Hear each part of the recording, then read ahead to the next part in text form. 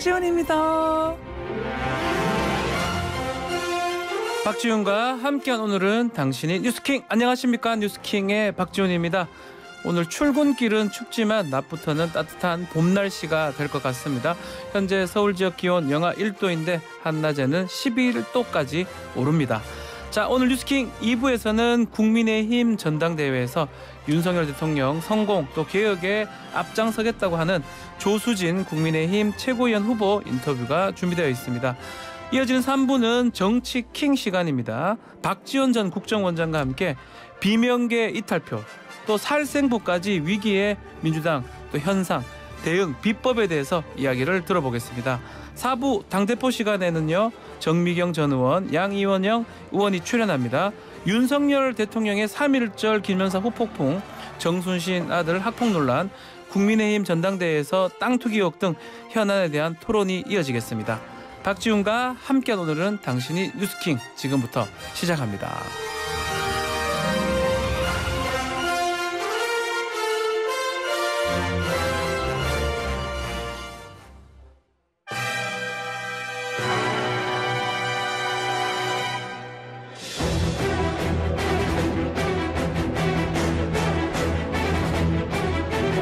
오늘도 뜨거운 이슈 시원하게 풀어보겠습니다. 킹스맨 김수민 사평론가 나오셨습니다. 안녕하십니까? 네, 반갑습니다. 자, 첫 소식은 민주당 관련 소식입니다. 자, 헌정사상 최초로 3.1절에 국회가 열렸고요. 또 이를 소집한 민주당 의원들이 대거 해외 순방을 떠났습니다. 이거 자세하게 좀 짚어주십시오. 네, 민주당에서 해외 순방을 간 사례 크게 세 갈래로 나뉘어지는데요. 네. 첫 번째는 더 좋은 미래라는 정파에 소속된 의원 20명 정도가 3월 2일 오전에 베트남 하노이로 출국을 해서 2박 3일 워크숍을 갖고 네. 오는 4일 귀국을 할 예정입니다. 그리고 지난달 27일에 출국한 의원들이 있는데요. 정청래, 고민정, 조승래, 박완주 의원. 박완주 의원은 현재 무소속입니다. 네, 이재명 대표 체포동의안 표결 본회의 이후에 스페인 바르셀로나로 떠나서 모바일 월드 콩그레스 2023 행사에 참석을 했고요. 그리고 민주당의 안민석, 임종성, 강민우 의원, 민주당 출신 무소속인 윤미향, 양정숙 의원은 지난달 28일에 일본 도쿄로 출국을 해서 2일 귀국을 했습니다. 자, 지금 세 갈래로 민주당 의원들이 지금 밖으로 지금 나간 상황인데, 지금 더 미래 이 강훈식 의원이 대표인데요. 뭐 입장문에서 보니까 미뤄왔던 일정이다. 그리고 네. 당의 진로하고 총선을 논의하기 위해서 가는 거다라고 하는데, 총선 논의하기 위해서 베트남 하노이를 가요. 네네. 그리고 지금 무더기 이탈표가 나온 좀 뒤숭숭한 그런 상황 아닌가요? 네, 이들 의원들은 국회 경비가 아니라 비용을 참석한 의원들이 부담을 했다라고 본인 경비로 간다는 거예요? 강조를 했는데, 그 말인즉슨 사실 거꾸로 보면 이제 국회나 의원의 일은 아니다라고 볼 수 있겠죠. 이게 정당의 선거 준비를 위한 워크숍을 간 건데, 예.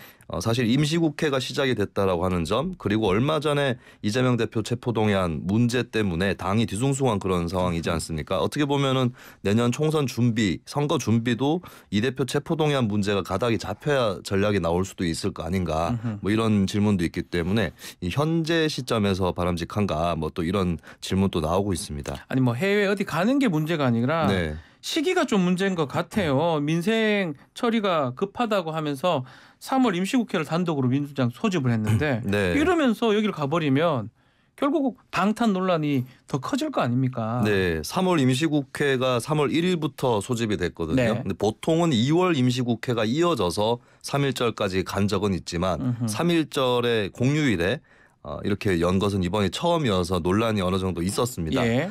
그러나 막상 열었는데 해외로 나가는 의원들도 있었고 또 공전 중인 그런 상황까지 겹쳐지면서 왜 그러면 굳이 3월 1일부터 열었느냐. 민주당에서 처음에 이제 민생 법안을 처리하면서 일하는 국회를 만들겠다라고 밝혔는데 네. 일정이 그렇게 돌아가지 않으니까 또 비판이 이어지고 있습니다. 자, 또 지금 이재명 대표의 첫 재판이 열리는데 이 재판은 20대 대선에서 허위 발언한 이거 공판이 오늘 처음 열리네요. 네, 그렇습니다. 그 당시 이제 발언 두 가지 때문에 네. 공직선거법상 허위사실 공표로 기소가 됐었는데요. 첫 번째는 성남도시개발공사의 고 김문기 개발 1처장에 대해서 몰랐다라는 질문을 답변을 했는데 그렇죠. 김문기 처장과 같이 뭐 출장을 다녀온다거나 이런 흔적이 나와서 그것이 과연 허위 사실이 아닌가 이런 질문이 제기가 됐고, 두 번째는 백현동 용도 변경에 관련해서 성남시 쪽의 재량과 권한이 있었는데 이제 어쨌든 이재명 대표가 대선 때 얘기를 했던 거는 국토부의 압박 때문에 어쩔 수 없이 했다라는 발언, 이것 때문에 이제 허위사실 공표 혐의로 현재 기소가 되어 있고 첫 재판이 시작이 됩니다.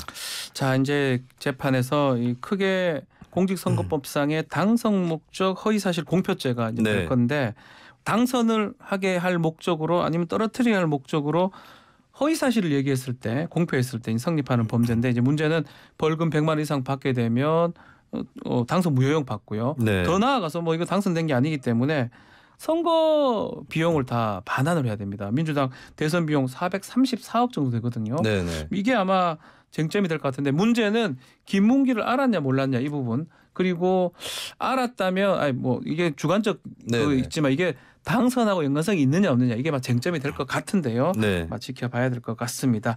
자, 다음은 김건희 여사 수사 이야기입니다. 자, 코바나 컨텐츠 기획사인데 이 대기업의 협찬 의혹 모두 무혐의가 됐습니다. 네.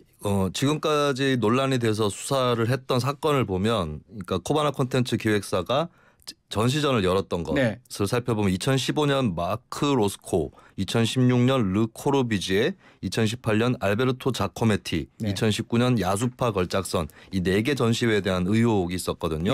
일단은 르 코르비지에 전 같은 경우는 2021년 12월에 무혐의 처분이 내려졌고 나머지 3건의 전시회 협찬 의혹에 대해서 이번에 3월 2일에 무혐의 처분이 마저 내려졌습니다. 자, 이 논란이 되는 게 이제 결국은 당시에 윤석열 대통령이 서울중앙지검 또 검찰총장으로 역임하던 시기이기 때문에 이건 뇌물성 후원 아니냐 이런 의혹이 제기됐던 거고, 그래서 고발이 됐던 건데, 결국은 지금 그 회사들, 일부 회사들이 수사를 받은 거는 맞는데 이게 부정한 청탁은 아니다, 이런 결론을 내린 거네요. 네, 검찰이 밝히기로는 이제 뇌물성 여부에서 대가성이 중요한 부분인데, 협찬 과정에서 부정한 청탁이 있었던 것은 아니다라고 파악됐다라고 밝혔습니다. 그러니까 통상적인 협찬이었던 것으로 드러났다. 협찬 받는 과정이 정상적인 업무 계약에 따른 것이었다라고 하는 것이었고, 또 당시에 김건희 전 대표가 신고할 의무가 없었다라고 하는 점, 이런 것들이 이제 포함이 돼서 결국에 불기소 처분한 것으로 그렇게 파악이 됐습니다. 근데 이제 여기서 이제 또 제기되는 의문이랄까요? 이런 문제는 이제 조국 전 장관 사례인데요. 민정수석 당시에 부산대 의전원 장학금을 딸이 받았던 거에 대해서 그러니까 청탁금지법 위반 인정이 됐지 않습니까? 요거하고는 이제 차이가 어떻게 되는 건가? 요거는 뭐 제가 법률가이기도 하고 변호사이기도 하니까 그렇습니다. 말씀을 좀 드리면요. 이 당시에 원래는 뇌물죄가 되는 거 아니냐라고 했다가 그 부분은 이제 무죄가 되고요. 대신에 부정 청탁금지법 위반으로 이제 선고가 된 상황인데, 결국은 이제 이 검찰의 설명에 따르면 정당한 계약이었냐, 이 부분이 가장 중요한 것 같아요. 특히 노한정 교수가 당시 부산대 교수였는데 권한 없이 장학금을 200, 200씩 600을 줬다라는 그 부분이고, 여기서는 협찬 계약 자체가 정당했기 때문에 코바나 콘텐츠 같은 경우는 뭐 제3자 뇌물죄도 아닐 뿐더러 또 그리고 청탁금지 위반도 아니라고 하는데, 그래서 뭐 그거는 이제 설명이긴 한데 막 썩 그렇게 100% 납득은 사실 안 갑니다. 왜냐하면 이거 사실 생각하기 나름이고 또 바라보기 나름이거든요. 왜냐하면 청탁금지법은 돈이 그 공직자 배우자한테 갈 때부터 성립하는 범죄인데 협찬이 금액이 가는 거니까 이렇게 볼 수도 있는 거 아닌가 생각이 드는데요. 이제 가장 문제가 보면 강제 수사 같은 걸 한 번도 안 했던 것 같아요. 뭐 포렌식이라든지 그게 가장 좀 눈에 띄는 부분 같습니다. 네, 일단은 이제 포렌식이라든지 이런 수사는 관련 기업들에 대해서 수사를 했고, 이제 코바나 콘텐츠 같은 경우도 압수수색이라든지 이런 것들이 진행이 됐는데 검찰의 설명으로는 이제 이쪽의 회사에 대한 압수수색을 한 결과를 보고 나서 이제 뭐 김건희 영부인에 대해서 포렌식이라든지 이런 것들을 할 수 있는 건데, 뭐 거기까지 갈 수 있는 어떤 관련성이라든지 이런 것들을 발견하지 못했다. 네. 그러면서 이제 강제 수사를 김건희 영부인에 대해서는 수사하지 않았다. 뭐 그리고 이제 서면 조사 2번을 진행을 했는데 반드시 출석 조사를 해야 되는 건 아니다. 뭐 이렇게 또 얘기를 했습니다. 자, 뭐 그러다 보니까 지금 같이 고발됐던 윤석열 대통령 또 장모 최은순 씨 또 도이치모터스 권오수 회장이 다 무혐의가 됐습니다. 결국 이제 많은 또 국민들이 이 검찰 수사가 이게 공정한가 맞냐 이런 지적이 계속 나오는 것 같아요. 네, 일단 뭐 대가성이 없었다라고 하는 네. 주장이 있기 때문에 이 부분을 이제 뭐 어떤 속단을 할 수는 없을 것 같은 네. 그런 느낌은 들고요. 그리고 이제 도이치모터스 같은 경우는 이번 코바나 콘텐츠 협찬 의혹에서는 무혐의라고 할지라도 일단 주가 조작 의혹 이 부분은 수사가 끝난 것은 아닙니다. 네. 검찰에서 수사를 이어가겠다라고 일단 밝혔고 앞으로 더 엄정하게 그러니까 주가 조작 의혹은 또 코바나 콘텐츠 협찬 의혹하고는 다른 것이 여러 가지 이제 뭐 물론 이것도 속단을 할 수는 없지만 정황이라든지 또 거래 내역이라든지 여기서 의문이 풀리지 않은 점들이 분명히 있는 거거든요. 네. 예, 이 부분에 대한 철저한 수사는 또 필요해 보입니다. 자, 야당은 애당초 예정된 면죄부 처분이다라고 검찰이 얌전한 수사 끝에 꽃길을 깔아줬다 이렇게 비판을 하고 있습니다. 지금 김건희 특검법 야당 준비하고 있는데 이 네. 내용 포함될 가능성도 있는 겁니까? 작년에 민주당이 김건희 특검법 준비를 할 때는 도이치모터스 주가 조작 의혹 말고도 네. 코바나 콘텐츠 협찬 의혹이나 또 허위 이력 의혹까지 포함을 하고 있었거든요. 근데 그러다 보니까 이제 특검의 규모가 최순실 국정농단 규모보다 조금 더 큰 그런 규모였었는데 글쎄 이 부분이 들어갈지 말지는 예를 들어서 이제 정의당하고 합동으로 준비를 하게 돼서 패스트트랙으로 가게 될 수도 있는데 정의당 쪽에서는 일단 도이치모터스 특검에 대해서만 얘기를 했거든요. 네. 그렇기 때문에 코바나 콘텐츠 문제까지 포함될지는 상당히 미지수다. 현재로서는 그렇게 볼 수 있습니다.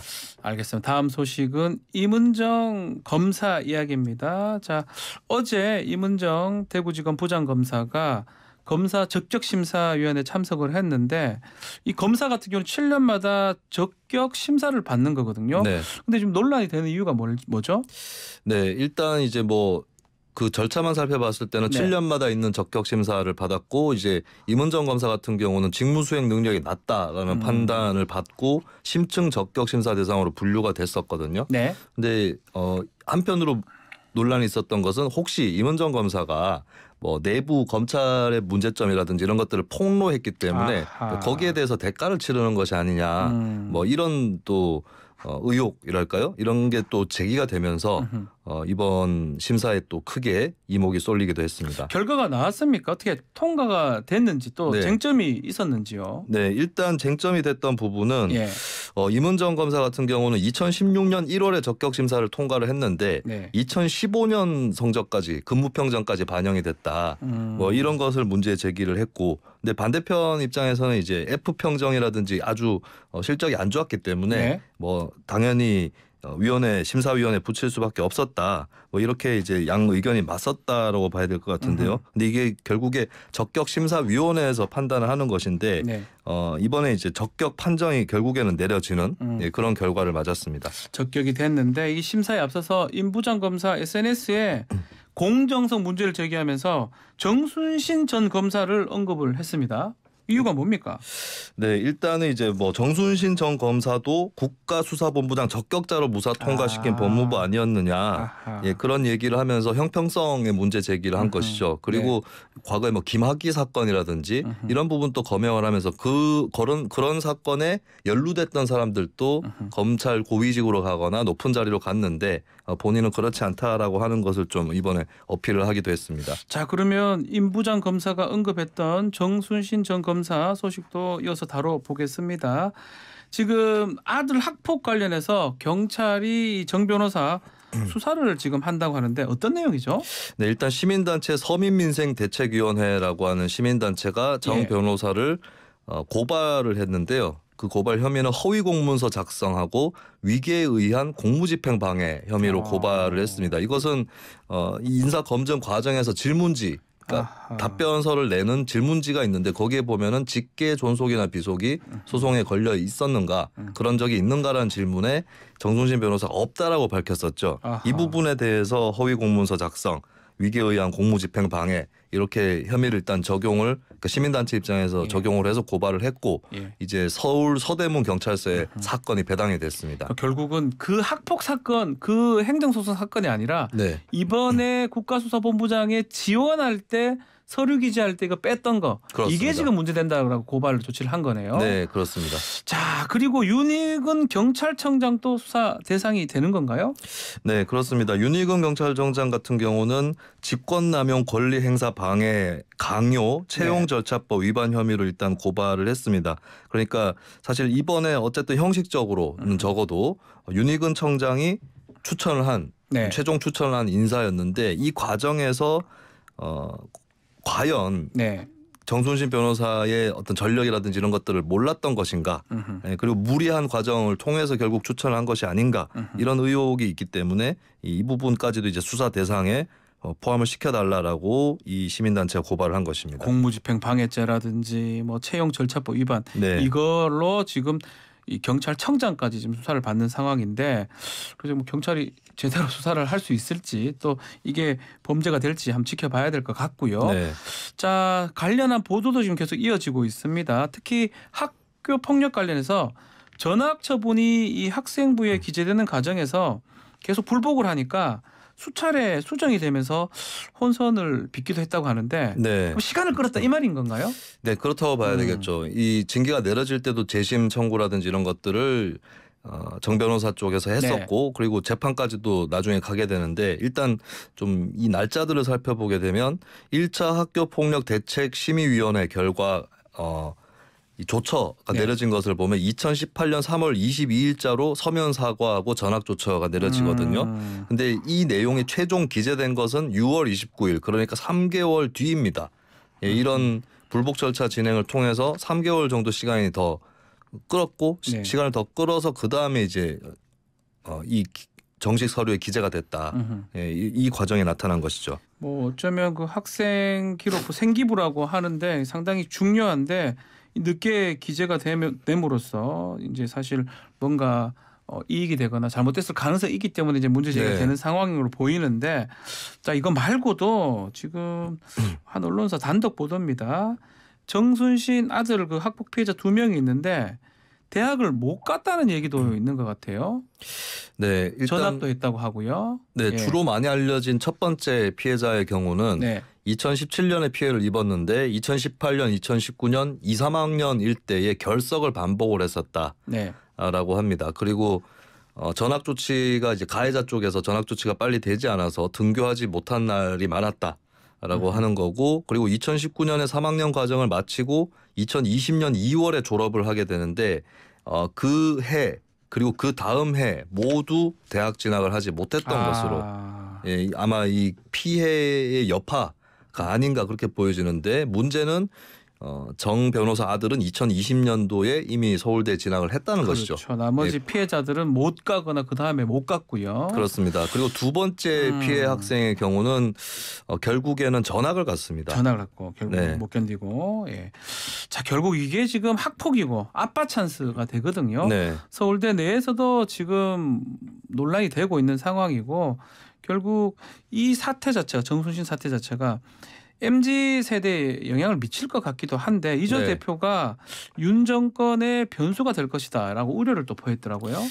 이준석 전 대표가 라디오 인터뷰에서 질문을 받고 전당대회 변수가 아니라 정권의 변수가 될 것이다라고 얘기를 했습니다. 예. 이것은 뭐 방금 말씀하셨다시피 MZ 세대에 대한 영향을 끼친 것이 있는 거고 그리고 이준석 전 대표가 짚은 것 중에 하나는 이제 한동훈 법무부 장관의 책임이거든요. 예. 그러니까 결국에 이제 인사 검증에 대한 상당한 권한 책임이 법무부로 넘어갔다라고 하는 것을 상기를 시켰는데 네. 그렇다면 이런 이제 인사 부분에 대한 사태에서 비롯돼서 한동훈 장관 또 정치적으로 부담이나 책임을 지게 될 것이다. 이것을 좀 시사를 했다라고 볼 수 있겠습니다.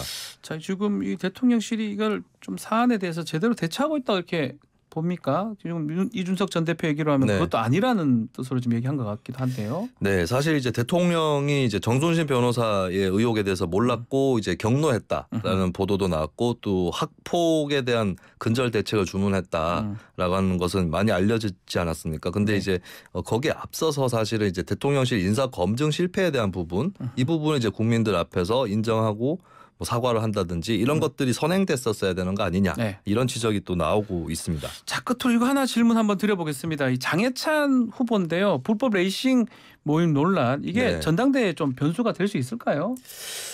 논란은 계속 될 예. 것으로 보이고 그 레이싱이 과연 불법 없이 진행할 수 있는 레이싱이었는지 이 부분은 어제도 보니까 이준석 전 대표 네. 측 인사들이 굉장히 의혹을 또 제기를 했거든요. 천하람 변호사는 뭐 한문철 TV한테 물어보겠다라고 네네. 하기도 하더라고요. 그래서 논란 자체는 네. 빠르게 가실 것 같지는 않습니다. 근데 다만 이것이 당원 100% 경선으로 치러지고 있는 그런 선거이기 때문에 그러니까 비근한 사례로 김기현 후보의 KTX 땅 땅투기, 예. 의혹 같은 경우도 이제 크게 영향을 끼치고 있지 못하잖아요. 예. 그래서 또 3월 8일 전당대회가 임박했기 거의 때문에 다 됐기 때문에 예, 이게 영향력은 어느 정도일지 이것은 좀 현재로서는 제한적이다 이렇게 알겠습니다. 보입니다.